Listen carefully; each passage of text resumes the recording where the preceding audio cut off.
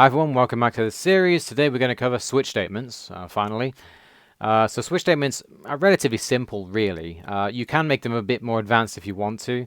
The main difference is the syntax, because in obviously C, you'd C or C++, you'd say case, something, colon, then the thing, then break.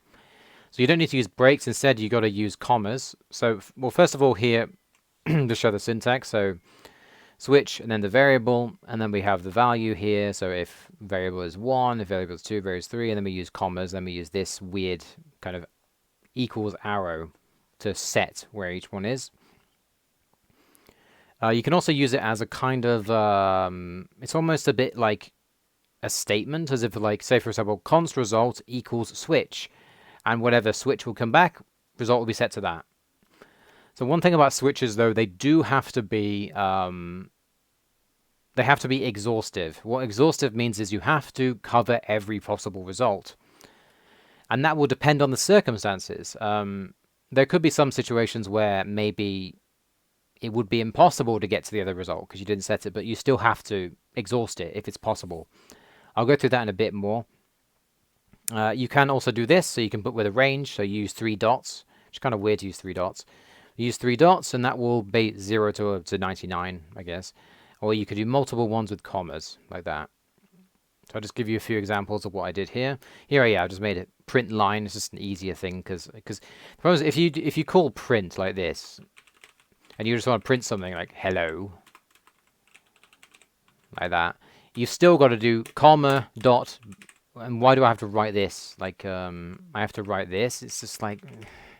So I just make a print line function, and then all I need to call is just print line, and then hello, done. I don't need to write this stuff at the end. Anyway, yeah, that's just, if you're wondering what print line is, let me do this so I can actually... Alright. So enum color type, I'll just go to here. I have a color in, as before. Alright, so yeah, go to show switches and we close all this stuff, honestly. Alright, so we go to show switches. So print line show switches. We create a number. We create a... here I'm just going to show, basically, I'm just going to add 1 to the number each time, and then we're going to process the number. And what process the number does is simply just, it returns some text. So you can actually just return from a switch statement. Return switch. You don't need to like save the variable, then return afterwards. You can just directly return the value, and this will return a U8, a slice of U8. And this simply just, yeah, it just prints number 1, number 2, number 3, too high. So here I have else at the end. You need to have else if I show you. If you take away else, you will get an error. Error. Switch handle must handle all possibilities. So you need to have an else here. But there are some situations where you do not need to put an else. So here I have an enum, again, color type. Let's say we have a load of colors or something like this. And here I have, so color choice is just, yeah, just the enum, I guess. And then we're going through choosing the color with the color choice. And a good thing about this is you don't need to write color type dot. It knows, because it's here, color choice is a color type. It's an enum type. So you could just write dot, which is really useful. So basically here it's like, if it's white, if it's black, I'm just going through and adding all the colors. I'm going to return this to this. So this will be set to whatever one of these colors, which is a struct, which is simply just RGB again. So this will not give you an error. Why? Because I've gone through everything in the enum. So here we have 0, 1, 2, 3, 4, 9, and there's 9. If I do this, we get an error. We get an error because we didn't handle every, yeah, say, handle enumeration value yellow. So where's yellow? You didn't do this. So if you have an enum and you do that, it's exhaustive, so you don't need to have an else.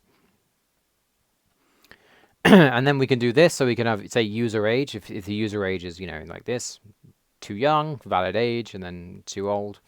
Well, you could also, in theory, I could do this. Probably better to do this, something like, let's say, 100. And let's say here 101 to 255. println. I just had 3 spaces just for formatting, and then invalid age. All right, run that.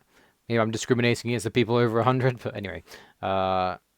Sorry, yeah, you're supposed to use commas, not semicolons.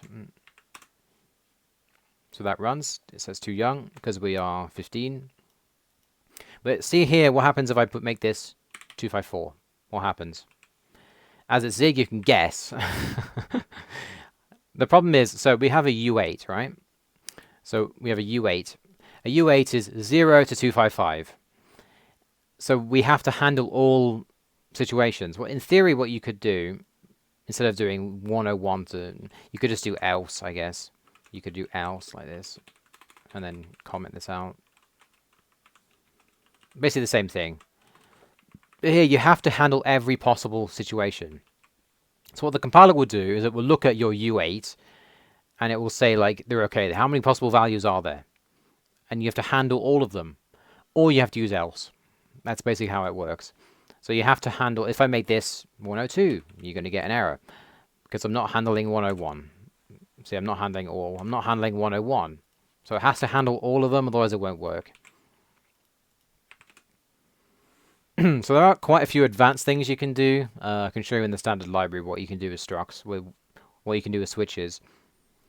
Yeah, so there's quite a few like advanced things here. So here you can go block equals that, and if that block there returns is 107, then you do this, I guess. Well, no, I think this is different. I think, yeah, what this is doing is like, I actually don't understand what this is doing, to be honest. So switching on arbitrary expressions is allowed as long as the expression is known at compile time. So yeah, it has to be known at compile time. Control. I'm not even sure what this is doing, to be honest. I guess maybe it's like, I actually don't know what BLK is doing here, to be honest. Because what would BLK be? I don't know. But it's a bit advanced. And you could also do this. So like you could have a bracket here and then do whatever you want inside it. Apparently there's an inline switch, which is kind of weird. Inline 01, I don't even understand this. So it can get a bit advanced. I normally don't go into this advanced stuff, honestly. I just keep it simple and just use very basic switch statements. So that's the basics of switches, really. There's not much else really to know. There is some advanced stuff that you can use if you want, or I wouldn't. You can go deeper if you want. I don't really do that. But yeah, that's the basics of switches. They do have to be known at compile time. You can't use something that's a var variable in one of them. But let me know if you have any questions. I'll see you guys next time.